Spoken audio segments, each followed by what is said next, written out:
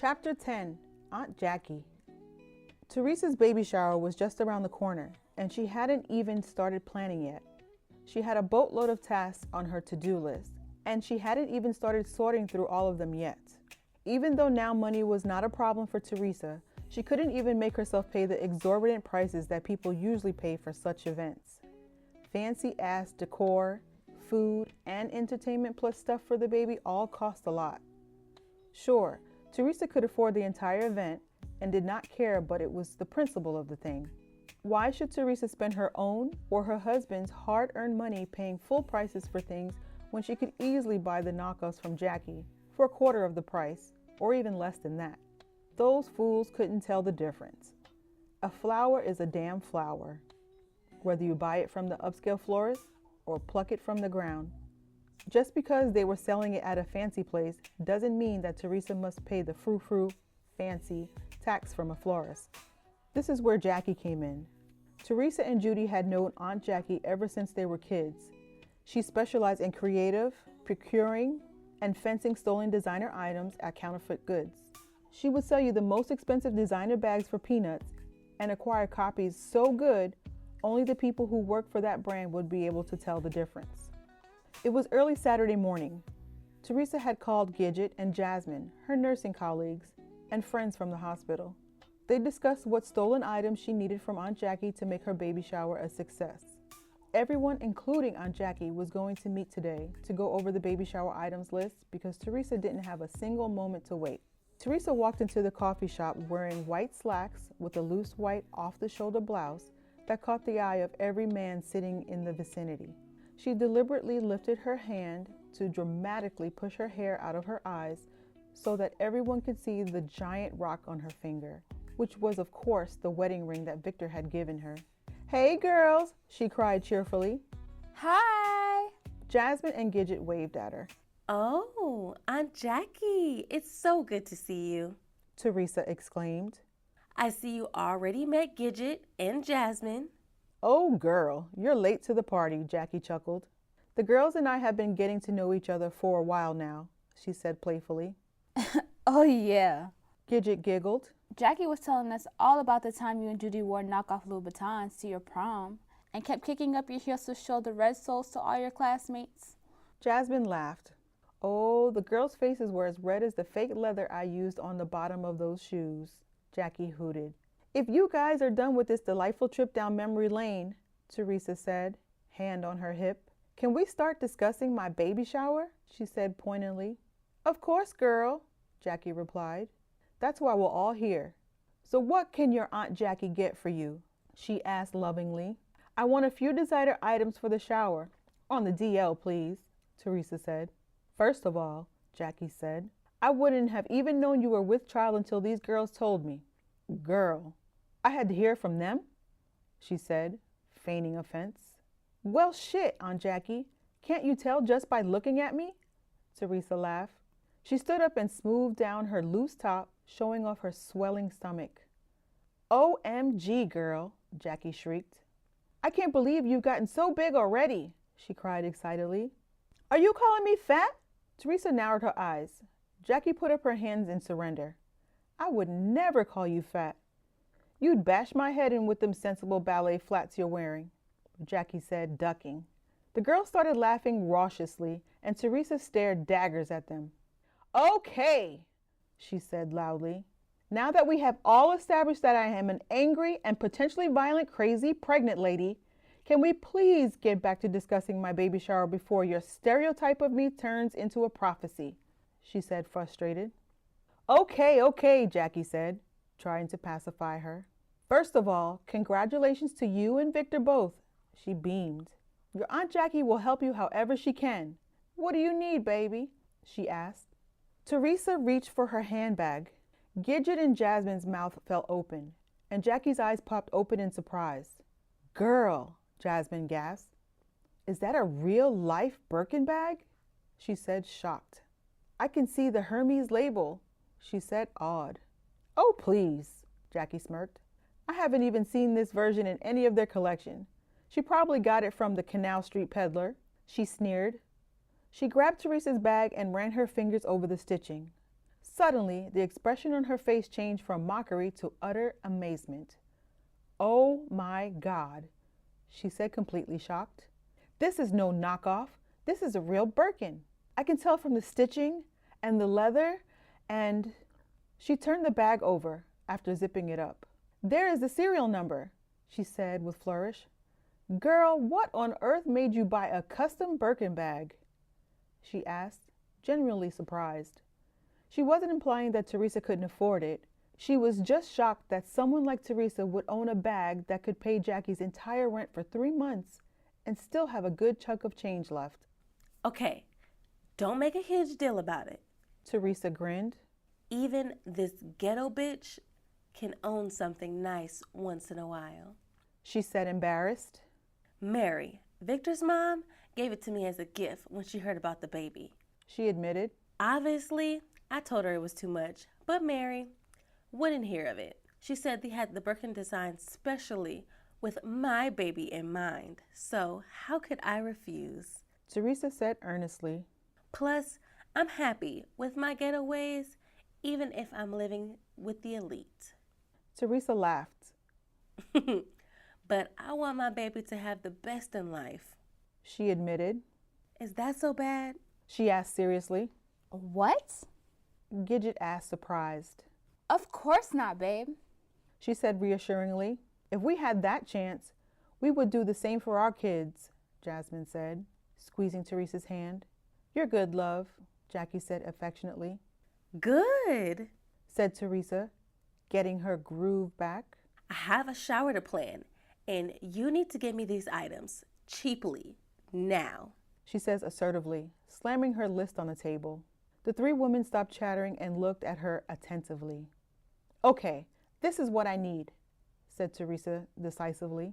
An infant to Tyler size bath, preferably in the gender-neutral color, she told Jackie.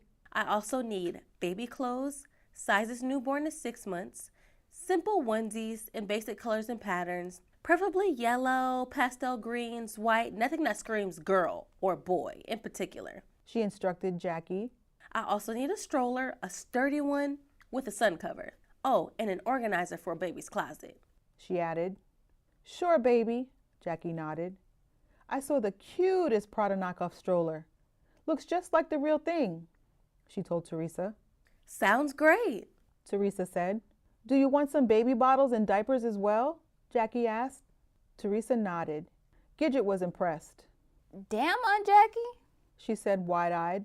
If you could get everything on Teresa's wish list, then you are the fucking truth, she said, giving Jackie a high five. Oh yeah, no problem at all, Jackie said nonchalantly. Girl, I've been doing this shit for years, she smiled. Now, I have a network of contacts at different department stores that inform me when to get my items, she winked. All I must do is get them a few things while I'm stealing from their stores, she laughed. A little something on the side for my facilitators and everyone's happy. All the women burst out laughing. Jackie was quite the character. These days, ladies, I am now called a professional shopper. This is my business. I acquire the finer things, she said in a mock posh accent. Just without paying a motherfucking dollar. Feel me? On period, Jackie hooted. Jasmine was thrilled. Shit, if that's the case, please get me a couple of Coach handbags while you're managing your business, she said excitedly. Of course, girl, Jackie said confidently. You just tell me what colors and I'll hook you up. Jasmine clapped her hands happily. Oh, and any color would do, girl. I can make it work. great.